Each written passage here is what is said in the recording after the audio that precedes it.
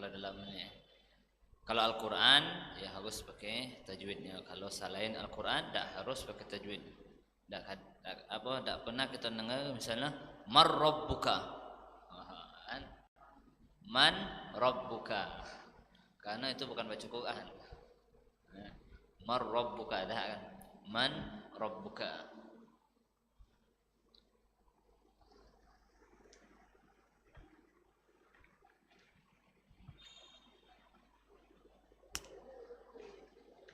Kemudian terlanjut pelajaran kita kitab Al-Miftah li Babin Nikah. Bismillahirrahmanirrahim. Alhamdulillahirabbil alamin wa sallallahu ala sayyidina Muhammad wa ala alihi wa sahbihi wa sallam. Qala al-muallif Al-Habib Muhammad bin Salim bin Hafiz rahimahullahu wa nafa'ana bihi wa bi'ulumihi fid darain amin fi kitabih Al-Miftah li Babin Nikah. Radhiyallahu ankum qala radhiyallahu anhu syurutul wali nikah, syarat wali nikah, syarat wali nikah.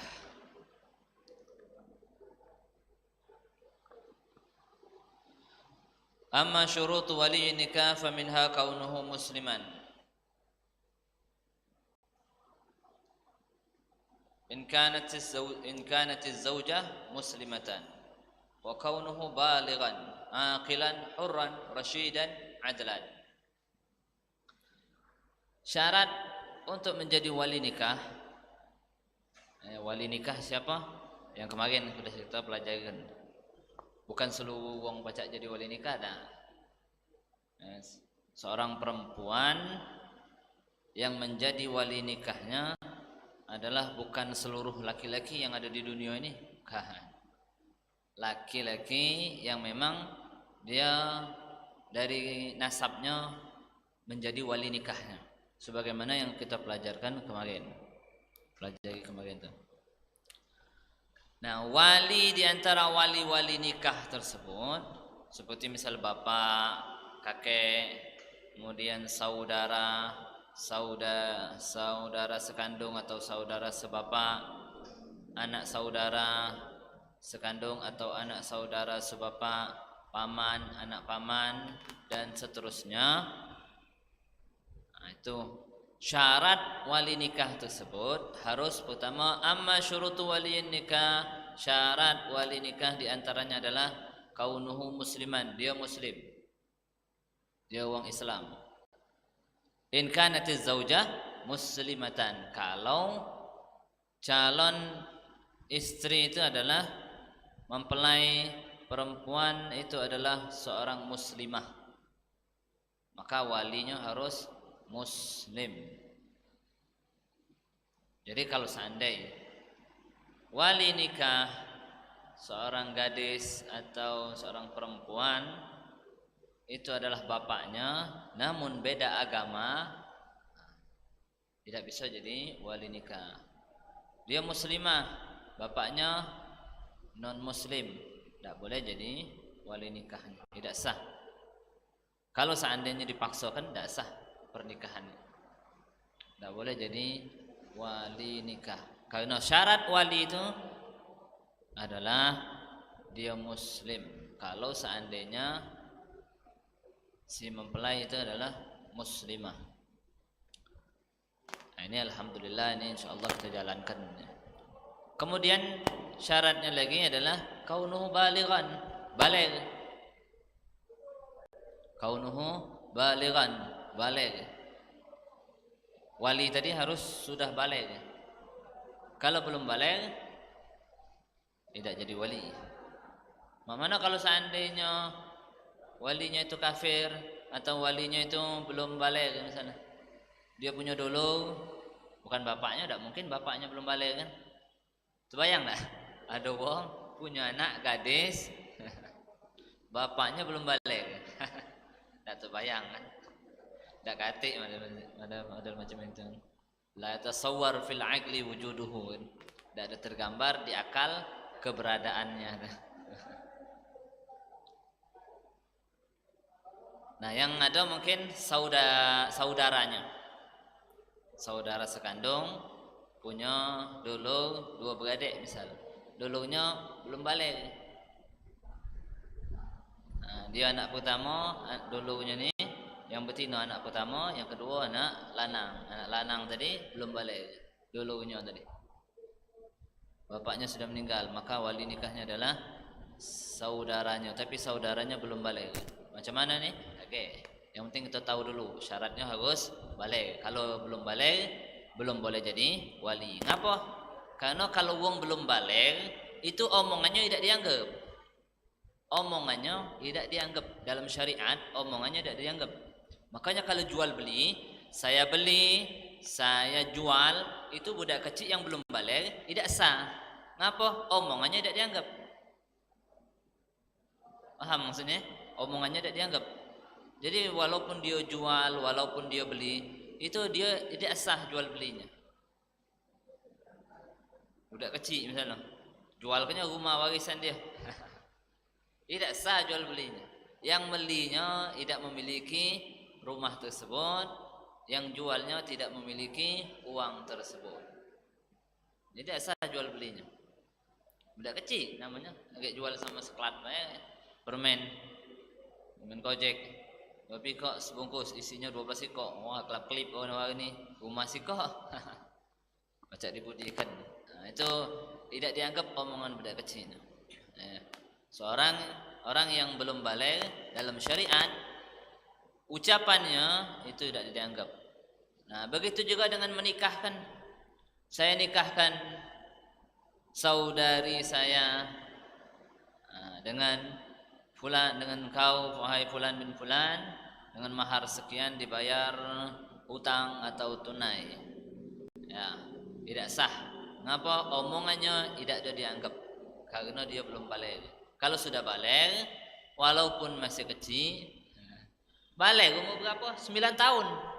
Nah, budak ini masih kecil, 9 tahun. Sudah balik misal, jadi walinya, jadi wali nikah. Siapa namanya itu?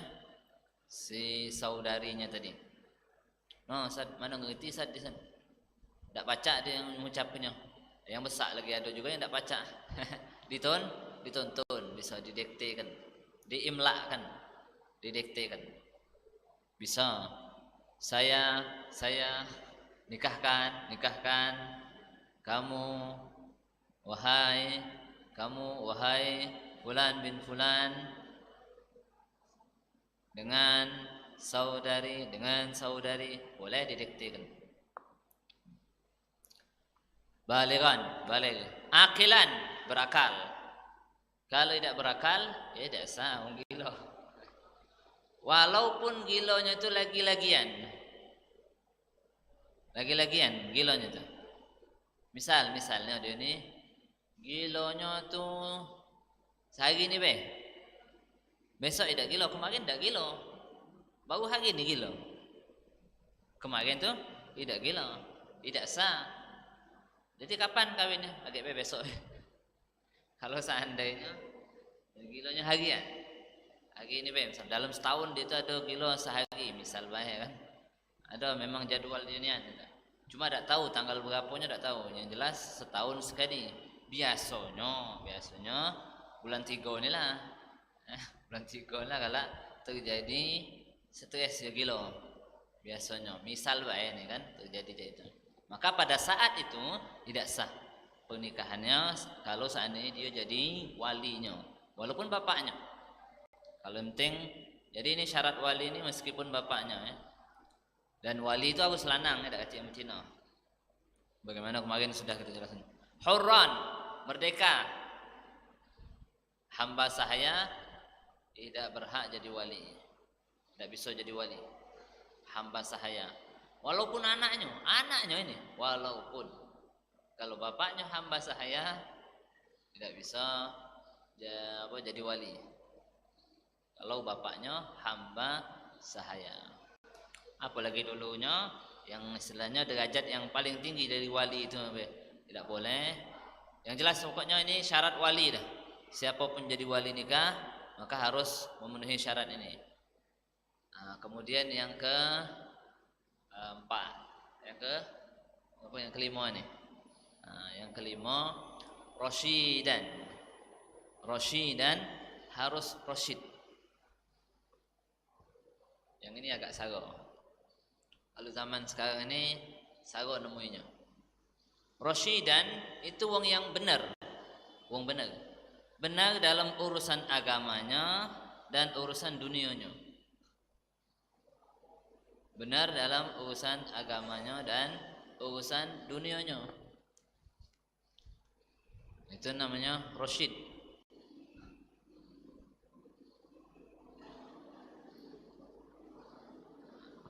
Macam ini. Kalau ada wong tu rasyid ini kita anggaplah bisa dimaknai pintar. Pintar. Karena lawannya kayak masuk asa kata apa? Idiot. Lawannya itu adalah idiot. Atau mirip-miriplah macam kasarnya lah Kalau kita ngatakannya lolo. Misalnya nih. Kan tadi kan orang yang apa? Yang benar urusan dunianya dan urusan agamanya. Kita ambil sih ke urusan dunianya, urusan dunianya dia tahu, dia bisa ngatur duitnya. Dia tahu ini, walaupun dia poya-poya, tapi dia untuk dirinya. Tidak ada dibuang-buangnya duit. Ini tidak duit ke Sungai Musi buangnya duit. Nah, apalah namanya itu? Ada wong bawanya duitnya tuh. Ketek misalnya atau musim 4 itu atau jembatan Ampera tuh. Baiknya duit buangnya. Buang apalah ini namanya? Nah, ini lawan daripada rasyid. Lawan daripada rasyid. Lain kalau seandainya dia ini wongnya poya-poya tapi untuk makan. Ini masih wong ini masih dianggap apa istilahnya? Apa nama? Waras lah istilahnya bahasa kita tuh. Waras atau masih dianggap tidak lolo. Nah, ini berhak bisa jadi wali bisa ini. Untuk urusan dunianya. Ini namanya rasyid. Rasyid di dalam urusan dunianya. Kalau rasyid dalam akhiratnya, dalam apa agamanya, nah itu terabas baik ini. Apalagi apa namanya? Urusan agamanya kacau. Nah, ini tidak bisa jadi wali. Nah, kalau zaman sekarang ini tidak sholat, tidak bisa jadi wali, tidak ada rasyid. Wong yang rokok itu tidak rasyid. Ngapa? Duit bakarnya, duit ditununya. Berarti ini tidak rasyid ini. Tidak ada apa istilah kata jakitan. Nah, kalau kita nyengoknya kan, lo duit ditununya. Nah, ini tidak rasyid. Tidak bisa jadi wali ini. Nah, kalau ini katanya rasyid ini ulama dahulu mensyaratkan rasyid di dalam urusan dunia, urusan agama dan urusan dunia. Cuman ulama sekarang kalau seandainya dihukumi macam ini katanya, ulama sekarang katakan maka pernikahan banyak tidak sah. Akhirnya dimbeklah urusan dunianya baik. Rasyid di dalam urusan dunianya. Jadi wali nikah yaitu orang yang baligh, berakal, merdeka, kemudian muslim dan rasyid di dalam urusan dunia. Kalau urusan agamanya tidak rasyid, ulama sekarang tidak apa-apa. Makanya kalau pengen sah pernikahan anak kita, rasyidlah dalam urusan dunia dan agama juga. Jadi ketika kita menikahkan anak kita sah, benar menurut ulama dahulu pun sah. Kemudian yang berikutnya yang keenam adil. Nah, ini juga sulit ditemui pada zaman sekarang ini. Adil ini. Adil itu apa? Allazi lam yartakib kabirah wa lam yusir ala saghirah. Adil itu, orang yang adil adalah orang yang tidak pernah melakukan dosa besar. Orang yang tidak pernah melakukan dosa besar. Tidak pernah melakukan dosa besar. Apa dia dosa besar?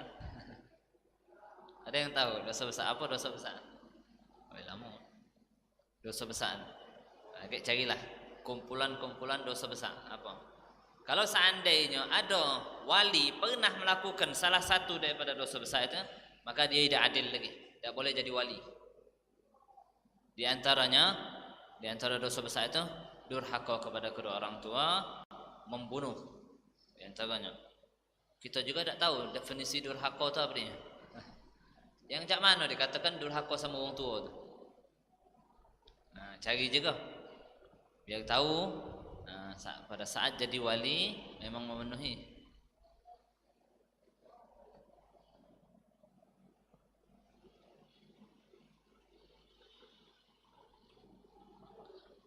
Dan tidak selalu tidak terus menerus dalam melakukan dosa kecil.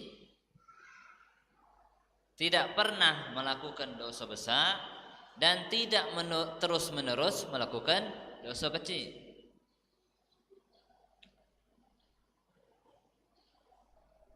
Ketaatannya melebihi maksiatnya. Ketaatannya melebihi maksiatnya. Ini kesimpulan yang keduanya. Yang pertama tadi apa? Tidak pernah melakukan dosa besar. Kalau seandainya seseorang melakukan dosa besar, sudah hilang adilnya. Adilnya hilang.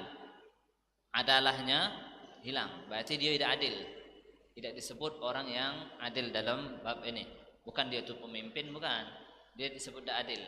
Sebut bukan adalah. Atau dengan kata lain, yang lainnya, ketaatannya itu lebih banyak daripada maksiatnya. Kita juga wali itu. Banyaklah taatnya apa banyaklah maksiatnya? Kalau banyaklah maksiatnya daripada taatnya, ini bukan orang adil. Kalau taatnya lebih banyak dibandingkan maksiatnya, nah ini wong yang adil. Boleh jadi apa? Jadi wali. Ngapa? Karena dia adil. Dia adil, maknanya dia tidak pernah melakukan dosa besar dan ketaatannya lebih banyak daripada maksiatnya. Dia ada maksiat. Maksiatnya apa? Maksiat yang berupa dosa-dosa kecil.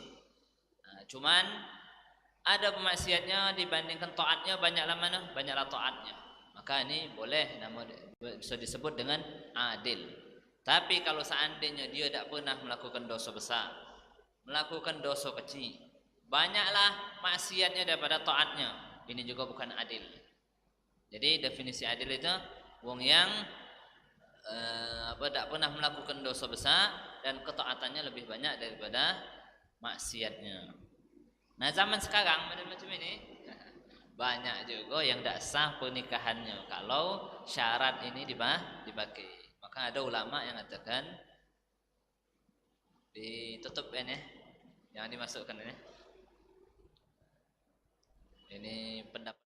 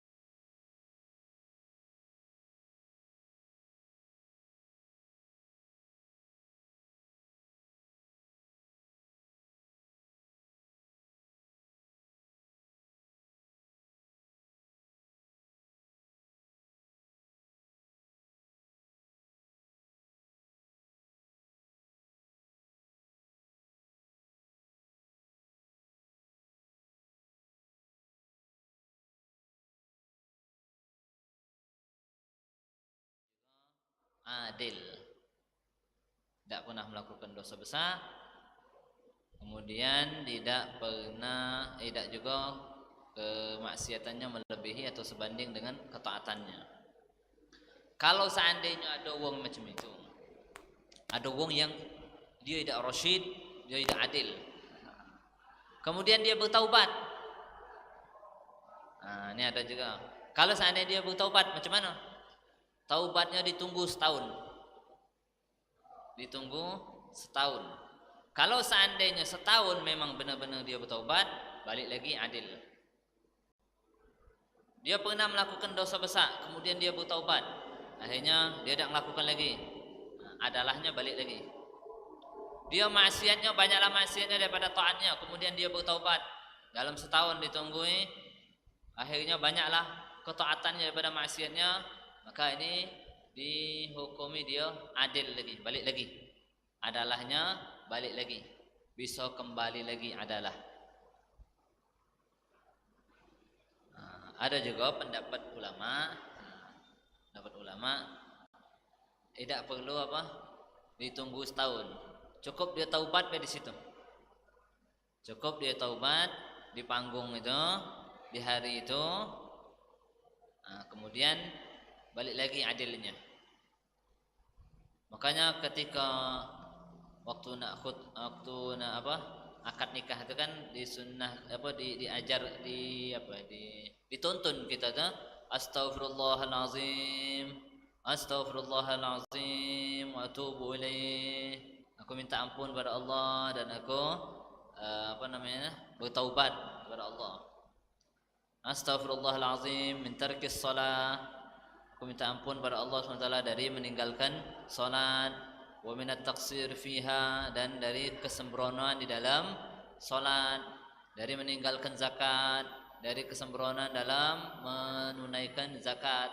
Nah, minta ampun dulu pada Allah SWT, kemudian di husnuzon kan dia sudah diampunkan oleh Allah Subhanahu wa taala, taubat, dan dia memang taubat sehingga balik lagi adalahnya, baru dia nikahkan, sehingga memenuhi syarat-syarat wali nikah. Harusnya macam itu. Nah, tidak tahu kalau di tempat-tempat yang lain. Sebelum menikahkan itu ada khutbah nikah dulu kan?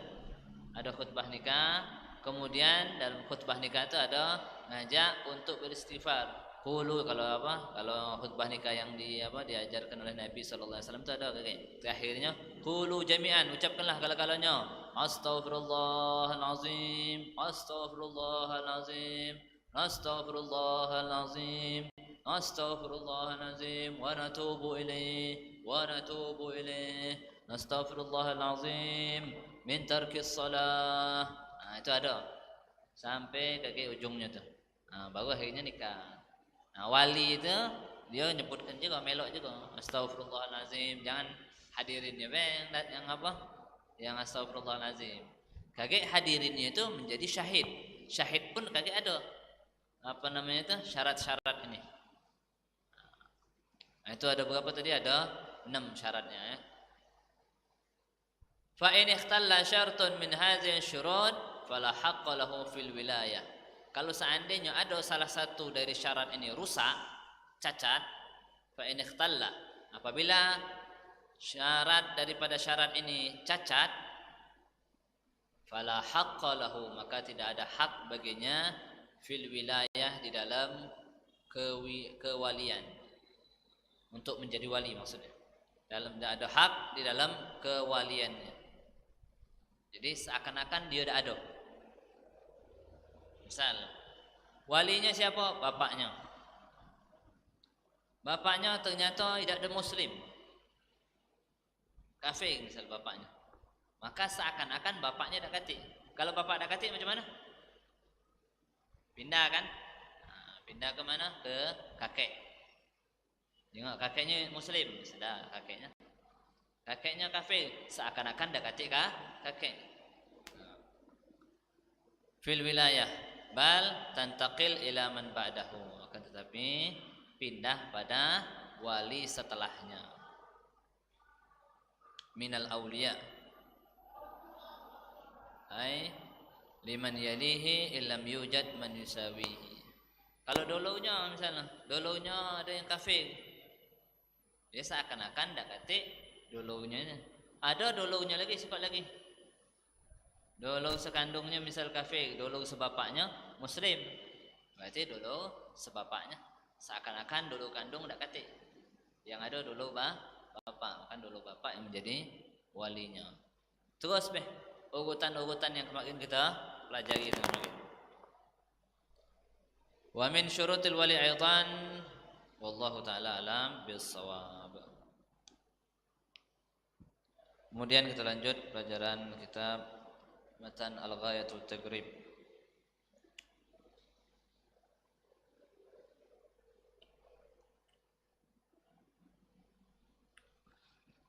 Faslun wa syaraitu tayammum khamsata asya'. Wujudul uzur bisafarin aw maradin wa dukhul waqti shalah wa talabul ma' wa ta'azzur istimalihi wa iwazuhu ba'da talabihi. Fasal ini menjelaskan tentang syarat sahnya tayammum. Syarat sahnya tayammum itu ada 5. Tayammum kita itu bisa sah kalau memenuhi syarat 5 ini. Yang pertama, wujudul uzri, adanya uzur. Adanya uzur bisafarin, sebab bepergian, au maradin, atau sebab sakit.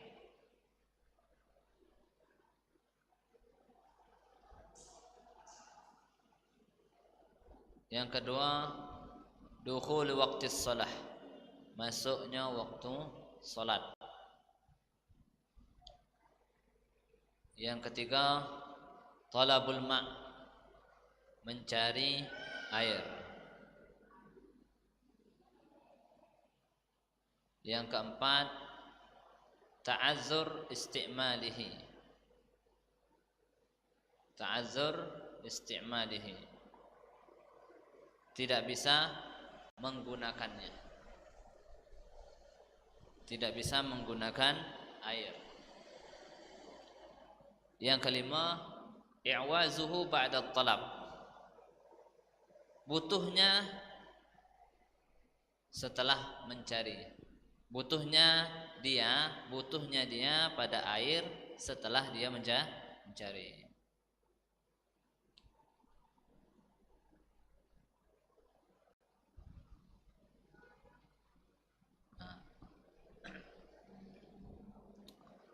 Ini gambaran dulu. Gambaran dulu tuh.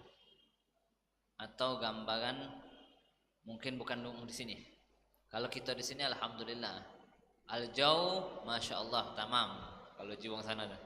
Al-jau masyaallah tamam. Cuaca di tempat kita ni lemaknya. Tidak kedinginannya, juga tidak panasnya. Sedang baik. Ada hujannya. Tempat lain hujan itu sedang baik. Tempat lain hujan itu bisa dikatakan setahun cuma 2 kali. Kapan panas, panasnya, kapan dingin, dinginnya. Kalau kita lemak sejuk.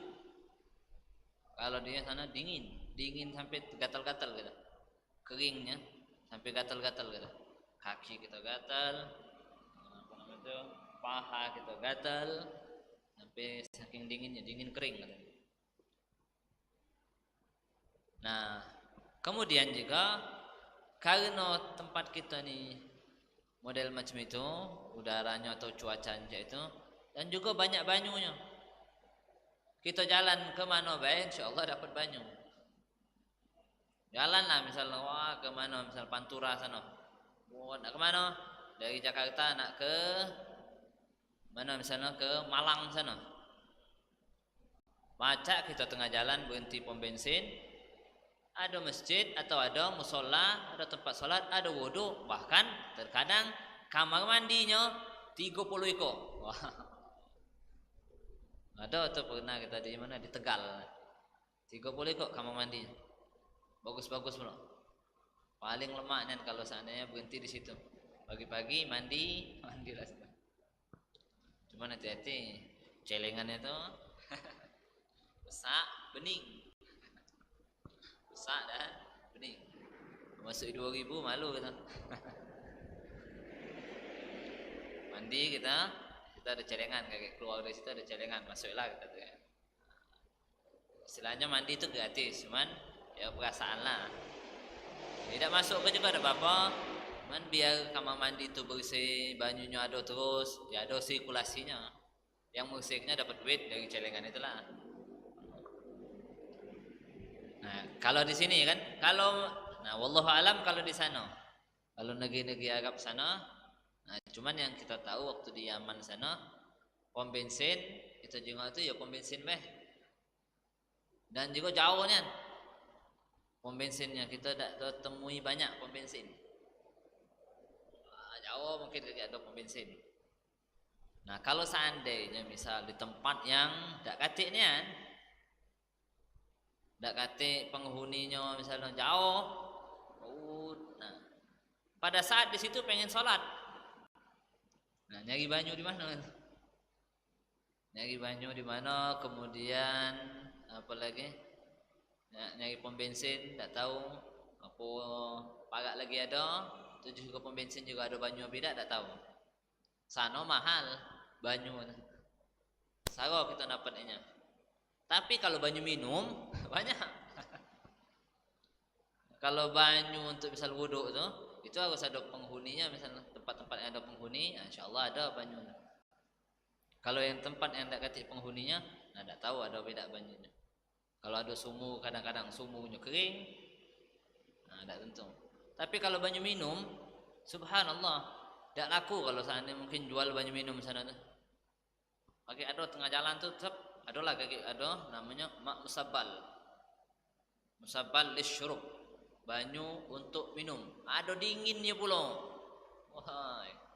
Dingin. Oh, dingin. Sedapnya. Jual banyu tak laku. Kita jual aqua misalnya. Paling mungkin lakunya tuh karena banyunya itu sudah disteril gitu. Nah, banyu yang wong nyiapkan itu kadang tidak disteril gitu. Banyunya masih ada apa? Kaponya. Sehingga minumnya itu bukannya lego tambah haus. Kecuali kalau dingin ya, nah itu tidak berasa. Dan kalau biasa minum pengen minum lagi. Kalau tidak, kecuali kalau dinginnya lego. Nah, kalau seandainya safar dan melakukan perjalanan, nah ini bisa terjadi dia tayamum. Makanya di sini sebut dia kan syarat sahnya tayamum itu adanya uzur. Uzurnya apa? Perjalanan. Nah, ini bisa terjadi. Kalau tempat kita ini alhamdulillah banyak banyu. Kita jalan, tak lama dikit temu pom bensin, ada musolanya, ada tempat wudunya, tak bayar lagi wudunya. Tak bayar apa banyunya, terserah nak bayar nak tidak terserah. Tidak dipintai uang juga, tak. Yang penting naruh celengan di situ dia. Nah, tidak ada kita kan. Pacak. Sehingga kalau di tempat kita ni keadaan macam ini jarang terjadinya. Au maradin atau sakit. Nah, bisa jadi kalau sakit ada uzur sehingga dia menggunakan menggunakan air tersebut. Uzur untuk menggunakan air sehingga dia menggunakan tayamum. Nah, ini yang sakit ini yang ada mungkin di kita. Kemudian masuk waktu sholat. Kalau sudah masuk waktu sholat baru tayamumnya sah. Kalau belum masuk waktu sholat, buat apa tayamum? Kagetlah dulu. Nak ngapain? Nak sholat, ganti banyu. Ya kaget, tunggu jam berapa? Baru jam 10 pagi.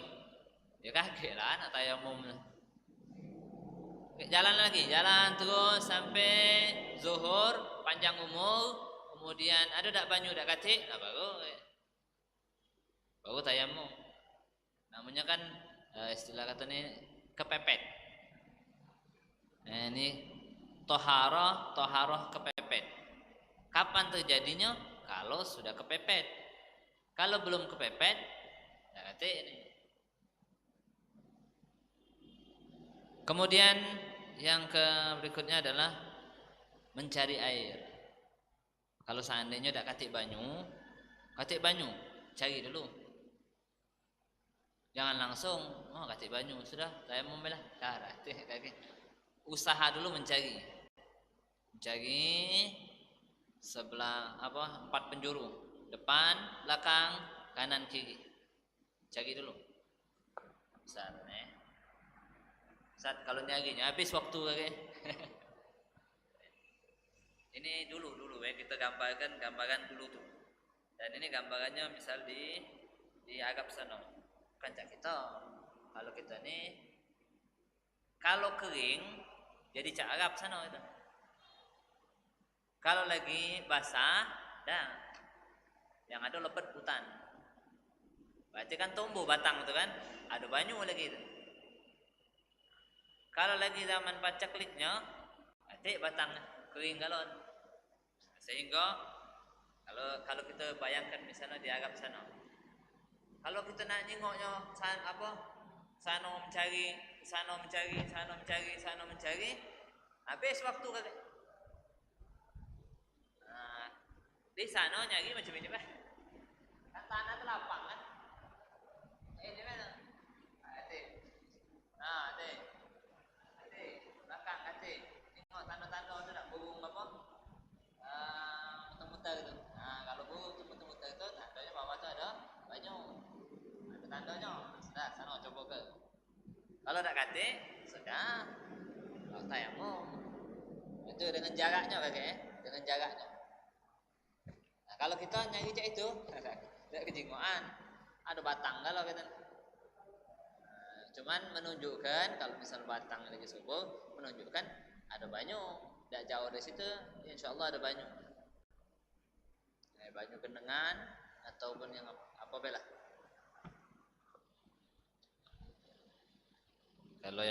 Kalau Indonesia ini lemah, banyak pemukiman. Kita beda nyangko, tahu-tahu ada wong di sini. Nyangko tak kate. Pergi kemana ke Jalu sana kan? Salam ada wong sini. Kapan kita sampai? Banyak wong kan. Sana lagi, ada lagi. Nyangko kita hutan, banyak manjat-manjat itu kan. Begentol-begentolan tuh. Tak tahunya, ada wong. Banyak pula kan. Pernah juga kita ke pinggir laut. Macam itulah juga. Banyak juga uangnya. Ya Allah, nyampe pula uang tinggal di sini nih. Saking banyaknya kita nih pemukiman, sehingga kalau banyak pemukiman menunjukkan itu ada banyu. Kalau tak katik banyu, lagi pasti uang tu dari situ. Ya kan, pasti kan? Karena banyu ini yang paling berpengaruh dalam kehidupan kita. Paling banyaknya penggunaannya pada banyu gitu. Kalau tidak kasih banyu, udah pasti ditinggalkan. Maka hati-hati. Al-ma'u aghla syai' idza fuqid wa arkhasu syai' idza wujid. Banyu itu paling mahal kalau lagi tidak kasih, dan paling murah kalau lagi ada. Makanya hati-hati, jangan menyia-nyiakan banyu. Agak jadi paling mahal. Kalau tidak bersyukur, syukuri, gunakan dengan semanfaatnya. Itu mencari, kemudian mencari. Kalau kita sini alhamdulillah ya. Kalau di sana baru tidak ada cak kita ni ada sungai. Sana berarti ada laut kita ni, sungai besar, sungai kecil lagi, ada lagi. Kita ni banyak dikelilingi oleh banyu. Kalau di sana kita jengoknya sago nak berenang itu harus di kolam ni kan, atau nak nunggu hujan deras. Hujan deras baru kakek jalanan yang kita jalan itu cak di mana, cak di Jakarta. Dari Bogor ke sana datang banyu kan. Rumah-rumah orang tu banjir. Sebenarnya bukan banjir dia tuh. Mau uji apa? Zainuddin MZ nya. Allah yarham Kiai Zainuddin MZ. Bukan banjir gitu. Rumah banyu di tempatnya. Tempat banyu di tempatnya wajar baik banyu nak kemana?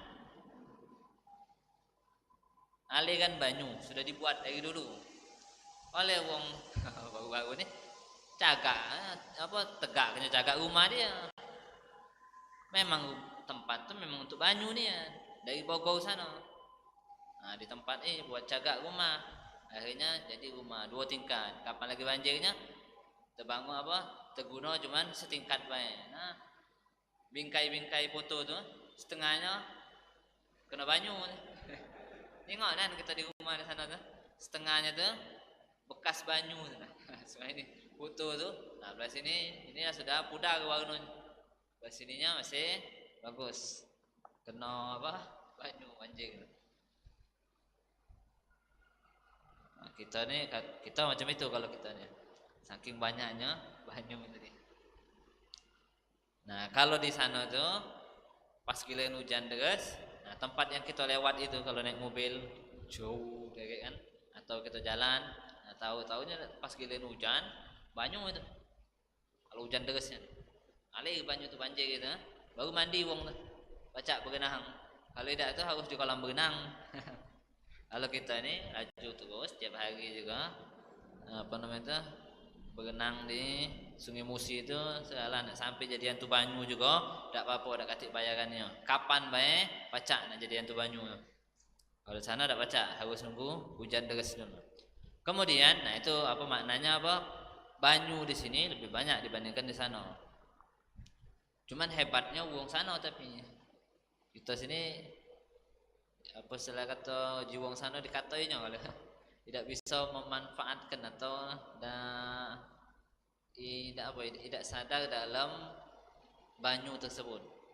Subhanallah di sana itu kan ada apa tempat berendam.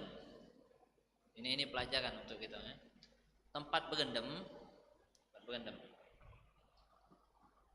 Wong sana tuh muat untuk berendam. Cuman apa? Tingginya sebatas pinggang kita. Lebar sama panjangnya itu ini kenal kita. Nah, sini tidak ada kenal sini. Lawangnya misal pintunya. Masuk macam cak toilet, kamar mandi, masuk, bisa ada tangga. Nah, itu langsung kita ke bak. Langsung ke baknya. Jadi kita tuh apa kambang nih. Nah, cuma dia di kamar. Bentuknya kamar mandi. Namanya sebutannya jabiah. Wah paling lemah kalau lagi panas. Berendam. Berendam itu baik cuman tidak baca cak ini cuma baca kan. Nah, berenang cak kita di Sungai Musi itu. Baca balik cak itu benar. Dingin kepala, dinginkan badan. Sudah. Dalam lagi. Sudah. Kalau nak mandi Jumatan, misal kita nak mandi Jumat, nak cepat bayar misalnya, kan mandi Jumat sunnah kan, nak Jumatan sunnah. Nah, sudah macam itu beh. Nawaitul ghusla sunnat di huduril Jum'ah. Dah. Naik langsung pakai baju langsung ke masjid. Bacaan. Di masjid itulah misalnya adanya apa jabiah itu di masjid itulah. Sudah kita pergi ke masjid, mandi, berendam itulah langsung naik, dah duduklah di masjid itu. Nunggu sholat Jumat sunnah dapat. Nah subhanallah banyu itu sekali wong mandi nah kan mulai abu-abu dikit kan wiko wong mandi apalagi kalau seandainya wong beking-kingan aneh itu sudah kilat langsung pucuk banyu itu apa bagian pucuk itu kilat. Kalau misalnya model cak kita nih Indonesia nih ingat itu tidak cari yang lain. Ada 10 ekor jabiah misalnya tengok kita cari yang lain. Kalau seandainya tidak katik mungkin kita tidak mandi katik yang bersih. Kalau orang sana masih digendamnya kalau kita kita tengok warna tu sudah cocok lagi ini. Untuk bersihnya kita masih lebih bersih. Cuman subhanallah, banyu tadi itu banyu dak berwarna, banyu sudah berwarna tadi. Itu kaki ada yang ngembeknya. Mobil tangki, sedotnya.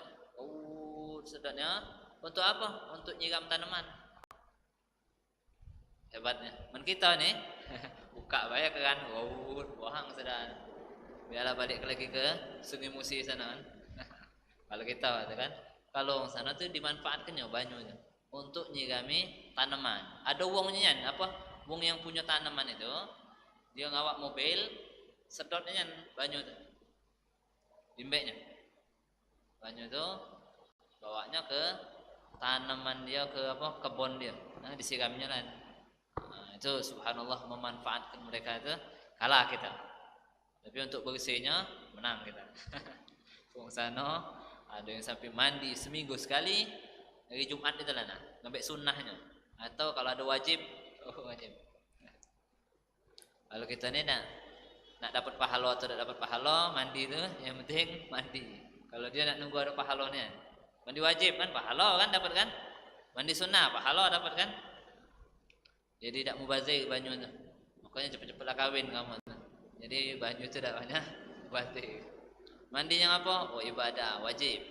Kalau misalnya masih bujang ni kan, mandi baik kan kamu ni kan, mandi karena badan bau kan, wajib dah itu? Tidak wajib. Dapat pahala tak? Tidak dapat pahala. Kecuali kalau seandainya mandinya untuk apa?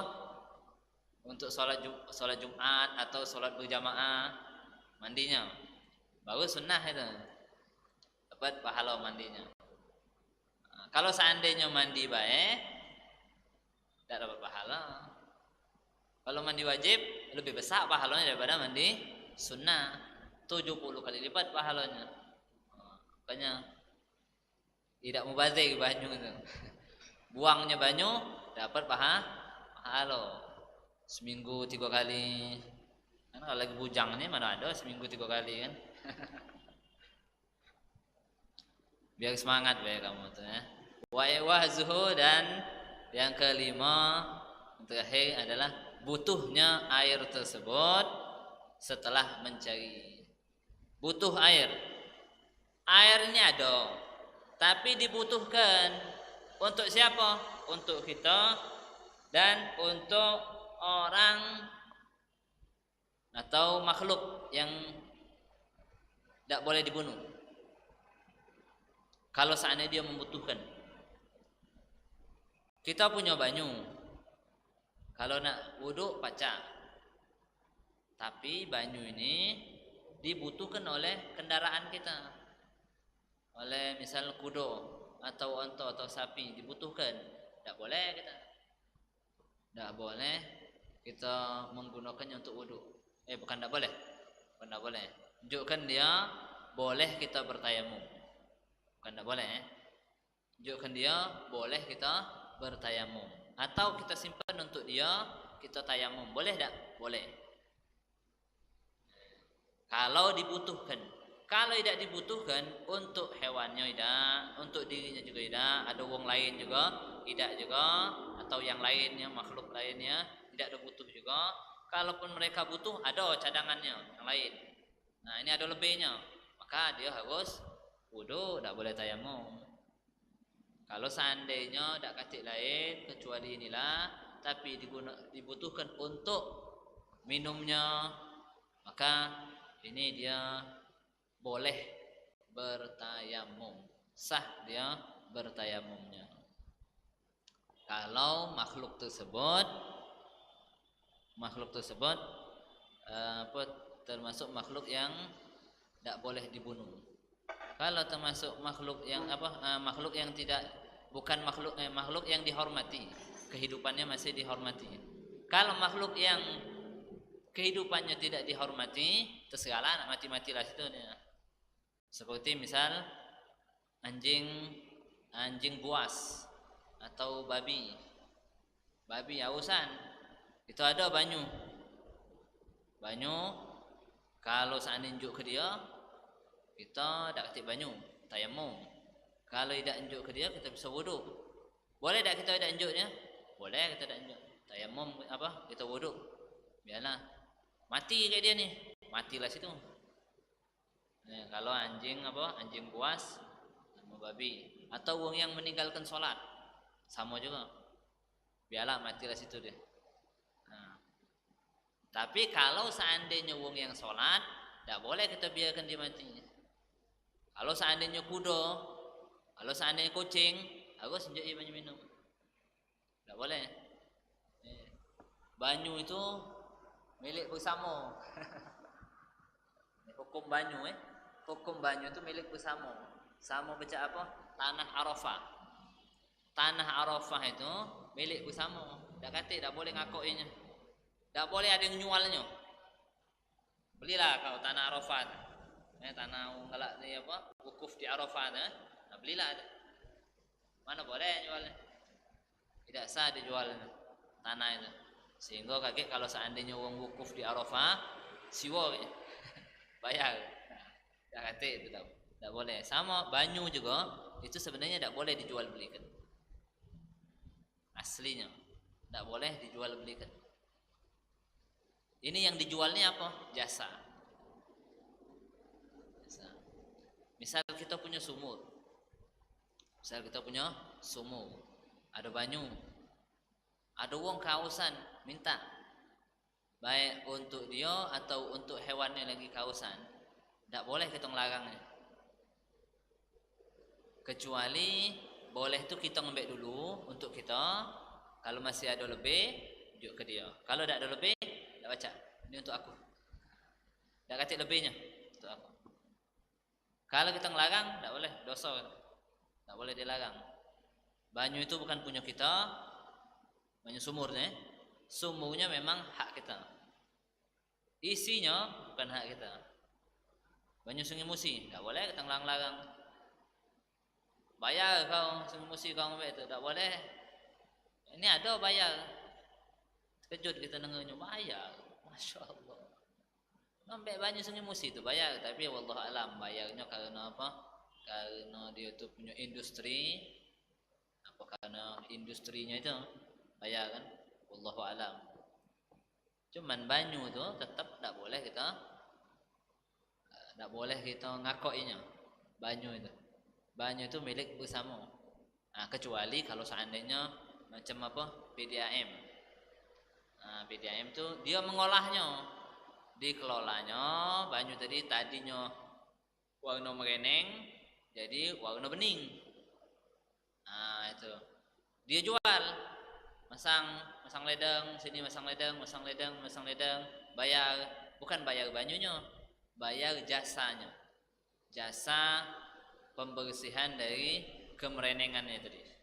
Nah, ini juga sebenarnya bukan bayar banyunya, tapi bayar botolnya. Mana iklannya nih? Bayar botolnya sama bayar apa namanya tuh penyulingannya nih. Tuh. Aslinya tidak ada bayar. Bensin juga sebenarnya tidak ada bayar juga. Bensin karena itu apa namanya termasuk api tidak kata itu Allah cuma-cuma apa? Cuman bayarnya apa? Pengelolaannya, jasanya itu nak bayar. Dari minyak mentah sampai minyak masak. Bisa mentah jadi menjadi minyak matang. Pokoknya itulah perubahan dari minyak mentah, minyak bumi tadi sehingga jadi minyak ini, jadi minyak tanah, bensin, apalagi apa sama? Apa namanya? Minyak apa sekali lagi? Bensin sekali lagi? Solar. Jadi minyak solar. Perubahan-perubahannya lain-lain itu. Itu jasa itu yang kita bayar. Bukan bensinnya yang kita bayar. Cuman sebutannya bayar apa? Bensin, jual bensin. Aslinya bukan itu. Ada tiga kok asalnya. Api, banyu, sekali lagi wallah alam apa. Itu yang tak boleh diperjual belikan. Itu milik kita bersama-sama. Wa turabu tahir allazi lahu gubar.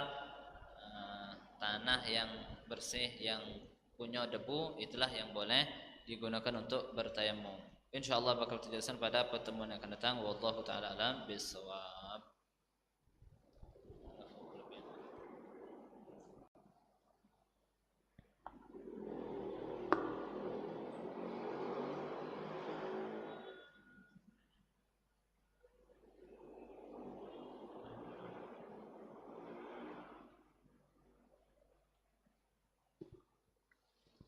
Mudah-mudahan sedikit bermanfaat. Mudah-mudahan Allah Subhanahu wa taala selalu membimbing kita ke jalan Allah Subhanahu wa taala ridhoi, dijauhkan kita dari murkanya Allah Subhanahu wa taala. Allahumma inna nas'aluka ilman nafi'an wa hilman wasi'an wa na'udzubika min ilmin la yanfa' min qalbin la yakhsha' min du'ain la yusma' wa 'ainin la tadma'. Sallallahu alaihi wasallam Muhammadin wa ala alihi wasallam. Alhamdulillahirabbil alamin. Hadza ma aqulu lakum wal 'afwu minkum.